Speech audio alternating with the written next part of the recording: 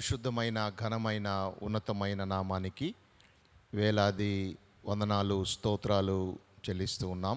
మీ అందరూ కూడా క్షేమంగా ఉన్నారని, సమాధానంగా ఉన్నారని, సంతోషంగా ఉన్నారని నేను భావిస్తూ ఉన్నాను. ఎందుకంటే నేను మీ కొరకు ప్రార్థన చేస్తూ ఉంటాను కాబట్టి, ప్రభువుని దాని విషయమై నేను అడుగుతూ ఉంటాను కాబట్టి, నేను మీ అందరూ కూడా క్షేమంగా ఉన్నారని ఆలోచన కలిగి ఉంటాను.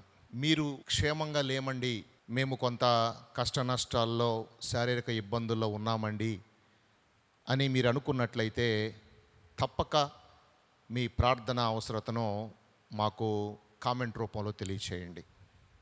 Because we are praying for you. ఎందుకంటే మేము మీ కొరకు ప్రార్థన చేస్తూ ఉన్నాం. దేవుని యొక్క వాక్య భాగాన్ని మనము గమనించినట్లయితే యెషయా గ్రంథము 25వ అధ్యాయము 8వ వచనాన్ని మనం చూసినప్పుడు, ప్రభువైన యెహోవా ప్రతి వాని ముఖము మీద బాష్ప బిందువులను తుడచివేయును అని మనం చూస్తూ ఉన్నాం. ప్రభువైన యెహోవా ప్రతి వాని ముఖము మీద బాష్ప బిందువులు తుడచివేయును అని మనం చూస్తూ ఉన్నాం.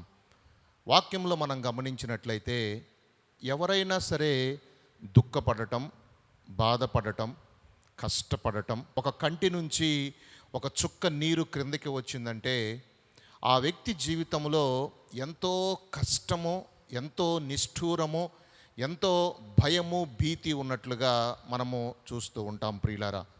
కానీ దేవుని యొక్క భరోసా ఏంటంటే, దేవుని యొక్క వాక్యంలో సెలవిచ్చేటటువంటి మాట ఏంటంటే, నీ ప్రతి బాష్ప బిందువును కూడా తుడిచివేయగలిగినటువంటి సమర్థుడైనటువంటి దేవుని నీవు కలిగి ఉన్నావు.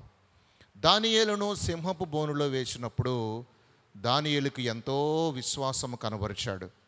కానీ బహుశా భయపడ్డాడేమో, బహుశా ఒకవేళ బాధను హృదయములో అనుభవించాడేమో.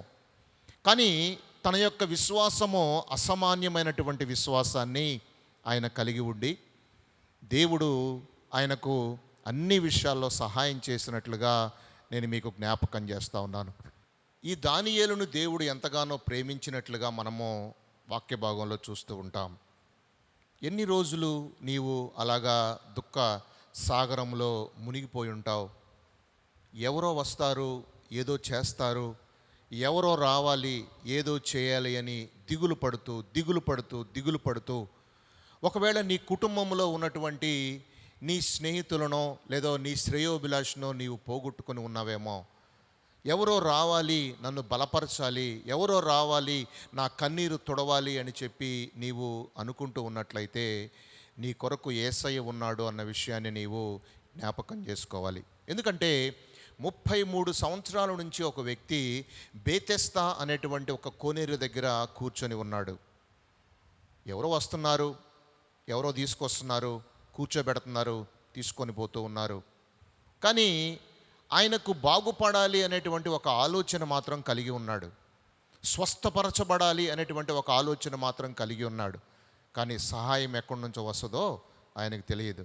యేసుక్రీస్తు ప్రభువారు ఆ దారిని పోతూ ఆయన దగ్గరకు వచ్చి, స్వస్థపరచబడాలని నీవు అనుకుంటున్నావా అని చెప్పి ఆ వ్యక్తిని అడిగినప్పుడు, అయ్యా, దేవదూత వచ్చి నీళ్లను కదిలించినప్పుడు నన్ను నీడలోకి దింపటానికి ఎవరు కూడా లేరయ్యా, ఊచ చేతులు ఊచ కాళ్ళు కలిగి ఉన్నానయ్యా అని చెప్పి ఆయన చెప్తూ ఉన్నప్పుడు యేసు ప్రభు అంటున్నాడు కదా, నీ పరుపు ఎత్తుకొని లేచి నీవు నడు, నీ పరుపు నువ్వు ఎత్తుకొని లేచి నడువు అని చెప్పి యేసయ్య చెప్పినప్పుడు ప్రియులారా, చూడండి, అన్ని సంవత్సరాల నుంచి బలహీనమైన స్థితిలో ఉన్నటువంటి ఆయన యొక్క చేతులు, కాళ్ళు అన్నీ కూడా సెట్రైట్ అయిపోయి మంచిగా సజీవుడుగా మంచి కాళ్ళు కలిగి ఆయన నడుస్తూ ముందుకు వెళ్తున్నప్పుడు ఆయనే ఆశ్చర్యపోయినట్లుగా మనము దేవుని యొక్క వాక్య భాగంలో జ్ఞాపకం చేసుకోవచ్చు. కాబట్టి ఎవరో వస్తారు, ఏదో చేస్తారు